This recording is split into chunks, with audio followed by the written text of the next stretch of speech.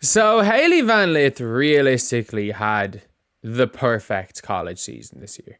And I don't mean perfect in like, oh, she's like she won everything. She was this unbelievable, no doubt about it, top player in the nation type thing. But after the season in LSU, I think we can be honest and say that her season went as perfectly as imaginable. And the way it's ended is like coming into the draft. It seems just like everything is coming up Hailey at this stage because obviously, look, if we look at the stuff today, obviously it is important to mention. Apparently, 1.1 million NIL evaluation, and she was on the cover of the Sports Illustrated swimsuit edition, which again, like, does that have anything to do with basketball? Not really, but it's something that obviously, look, it's something that does hold some form of prestige. And if you suck at a sport, you're not going to be there. It's just kind of true with that. If you suck at the sport, regardless of anything else, you're not going to be in that position. And also, if you're looking at any mock drafts, I've yet to see Hailey Van Lith drop out of the first round in a mock draft. So it's one of those things where it's like, if every mock draft has you going first round, someone knows something. There's someone that has to know something. And I haven't seen her fall below Chicago. It seems like if she's there at 10, the Sky are going to take her. And I actually don't mind that. Because in my opinion, Hailey Van Lith versus Georgia Amor, who's apparently not falling past 7. Georgia Amor and Van Lith, I think, are very similar players. Georgia Amor runs the show a little bit better in a traditional sense. Hailey Van Lith creates more. She is a better creator in terms of like she's able to create space herself and then find someone. She draws more attention a little bit than Amor. Yes, Amor, when she starts shooting the lights out, sometimes can get nuclear hot, but she also gets nuclear cold. And they're both in and around the same age. I think Amor might be a few months older.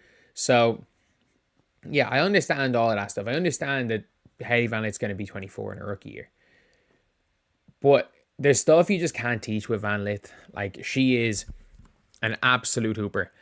I don't like the fit on the Sparks. I think a lot of people are mocking her to the Sparks because of... They're mocking her to Sparks because, oh, it's Hailey Van Lith, it's a big name. They're mocking her to the Sparks because if you're looking, there's all the swimsuit stuff. Like, you would think that a player that is this much, like, social media hype, this much buzz, that is this popular as a player would suit LA, and I don't think that's wrong. I just think the most important thing for Hailey Van Lith is ball. And the Sparks is the worst spot for Hailey Van Lith because they've got Odyssey Sims, they've got Kelsey Plum. Kelsey Plum is just a much better version of her. They've got Odyssey Sims, who's another score first 5'7", 5'8" guard. They've got Ari McDonald, who kind of can play the 1-2. So they've got 3 point guard-ish players, and all of them are offensive specialists. And Hailey Van Lith is going to be very much a non-factor on defense. Not as bad defense as people think, but I think she's going to be a non-factor. She's not going to be targeting every possession, but she's not going to be good. So I really like the Sky as a fit for her because when you're playing on the Sky, if you look at their starting lineup, obviously Sloot's in there, and if you're looking at players around her, I still think she can run the one in a modern offense. I don't know what offense Tyler Marshall's going to play. I don't know how she fits playing with double bigs. So I think there could be bench units with like one of Angel or Camilla if Elizabeth Williams is able to spread the floor a little bit, and one of them and Elizabeth Williams on the floor, or if not, one of those 3 with Beck Allen at the 4, Ariel Atkins out there and like Kia Nurse, and them kind of trying to play like a more spread the floor out attack and allow Hailey Van Lith to create, because I think she can create at every level. And by every level, I don't mean like 3 levels on the floor. I mean just at every level. We've seen what Hailey Van Lith can do just putting the ball in the basket. And I just think that when she's able to play her game, I think she's going to be really good. I think she's going to be a really good player. Like, I don't like the Minnesota Lynx fit, just because if they hadn't re-signed Natisha Heidemann, I wouldn't mind it, but I don't know at this point in time, is she better than Grace Berger? Like, that is the real question, because Grace Berger is that 3rd string point guard who might take over Tisha Heidemann. And if she goes to the Lynx, she's got to take over both of them. I'm not sure she makes the roster for the Lynx. If she goes 12 to Dallas, I don't hate the Dallas one. I think Dallas have enough defense. It's just Arika and Paige are going to play most of the minutes, and then Ty Harris is going to come off the bench. There's not that many minutes there. I think by the end of the season, I have a weird feeling like Sloot might be regressing. I think Mariah Jefferson was terrible last year.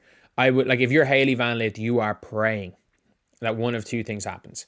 You either are gone to the sky, one of three things: the sky, or in the second round you fall to the Aces or the Valkyries. If you fall to the Aces, there are going to be games you're going to play. Chelsea Gray's not playing 44 games this year. There is no backup point guard in the Aces. There were times Kate Martin was playing the one last year. You could slide in at that starting point guard position for a few games. Like, the Aces just don't have anything on their bench. And maybe Tiffany Mitchell. But like, I think Hailey Van Lith could fight for a spot on that team. The Valkyries don't have a lot of firepower. I don't know what Carla Leite is going to do. So she could walk in and back up Julie Van Loo day one. And who else? What other teams could she come in? The Atlanta Dream. I don't mind her on the Dream, backing up Jordan Canada. Like, there are a lot of teams where, like, in the second round, if she falls to, it could be good. The problem is Van Lit's looking like a first rounder. And with Van Lith, it's really going to come down to fit, because I think she can get buckets. It's just how many teams need her to get buckets. Like, that is a legitimate point. How many teams need Hailey Van Lith to get buckets? And if I'm looking down, like, the Fever don't need her. The Liberty could do with her. Like, I understand Maureen Johannes is there on the bench, but, like, they don't really have a true backup point guard. And Maureen Johannes is, like, complete spark plug. I know she can pass the ball. Like, maybe the Liberty, it might work out. I think the Aces could work out. But if you're Van Lith, actually, no, what am I talking about? If you're Van Lith, you are praying that you get drafted by the Connecticut Sun. You're praying you get drafted by the Sun, the Sun at 7 or 8, that they choose you over Georgia Amore, which they might do. Or if you fall to 10 to Chicago or the Aces in round 2. Because I don't think she's fallen to the Valkyries in round 2. That would be my opinion for Van Lith. But anyway, yeah, that is the video. Obviously, just a whole bunch, everything's coming up Van Lith recently, going viral for this type of stuff. But the fact is, again, that not only is she going viral for things off the court, this season she has managed to play her way into being a first round pick, which at the end of the day, as a basketball fan, as someone talking about basketball, that's the most important thing. Every decision the decision to go at LSU was a bad decision. Everything Hailey Van Lith has done since then has been an extreme right decision. And I'm delighted to see Van Lith going back into, at worst, early second round. From someone that was projected to go between undrafted and mid-second round to 7 to 17 is the lowest. The lowest she's going to go is 17. Anyway, yeah, that's the video. See you guys.